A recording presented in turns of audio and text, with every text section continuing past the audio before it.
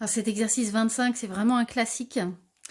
On a un triangle rectangle dont on connaît les longueurs de deux côtés et on cherche la longueur du troisième côté. Donc classiquement, il faut penser à appliquer le théorème de Pythagore. Mais pour appliquer le théorème de Pythagore, on est bien d'accord, hein, il faut être sûr d'avoir un triangle rectangle. Ici, l'angle droit est codé, donc on peut démarrer dans le triangle ABC, rectangle en A. On dit quel théorème on utilise d'après le théorème de Pythagore. Alors, je ne l'ai peut-être pas encore dit, mais un théorème, en fait, c'est une propriété. Hein, c'est une propriété très importante. Là, elle prend un statut différent qu'on appelle un théorème. C'est vraiment une grosse propriété. C'est ça, un théorème. Donc, d'après le théorème de Pythagore, on sait que le carré, le plus grand carré, est égal à la somme des carrés des deux autres côtés.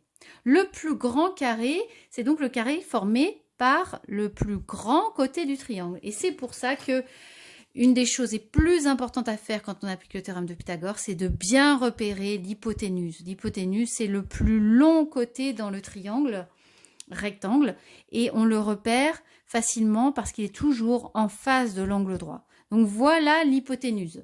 Et c'est fondamental de ne pas se tromper parce que l'égalité de Pythagore, elle commence par l'hypoténuse au carré. Hein. Le carré du plus long côté, c'est le carré de l'hypoténuse. Donc BC au carré est égal à, et là je suis sûre de ne pas me tromper jusqu'à la fin, est égal à la somme des carrés des deux autres côtés. Donc AB au carré plus AC au carré. Peu importe l'ordre, vous pouvez mettre AC en premier à la place de AB, ça n'a pas d'importance. Hein.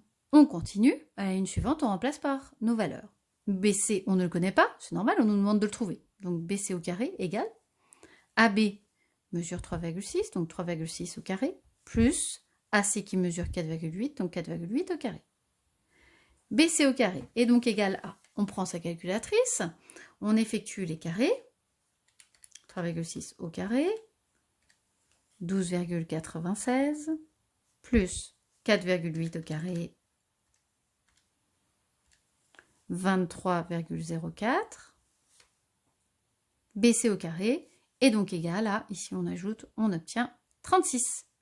Donc BC, c'est le nombre positif dont le carré est égal à 36. Bah, il n'y a qu'un seul nombre positif hein, dont le carré est égal à 36, nombre positif. Hein. C'est 6. Hein. Pour le trouver, vous pouvez écrire aussi racine carrée de 36. Hein. C'est ça la racine carrée de 36, c'est le nombre positif dont le carré est égal à 36. Et BC est égal à 6 cm. Hein. 6 cm au carré est bien égal à 36. Alors là, j'ai bien précisé en fait le seul nombre positif dont le carré est égal à 36 parce qu'il y a un autre nombre que 6 dont le carré est égal à 36. Il y a moins 6. Hein, moins 6 au carré. Ça veut dire moins 6 fois moins 6. Et c'est bien égal à 36. Mais je ne vais surtout pas écrire que BC peut être égal à moins 6. BC, c'est une longueur. Donc le seul nombre positif dont le carré est égal à 36, ben, c'est 6. Voilà, c'était juste un aparté. C'est important de le préciser.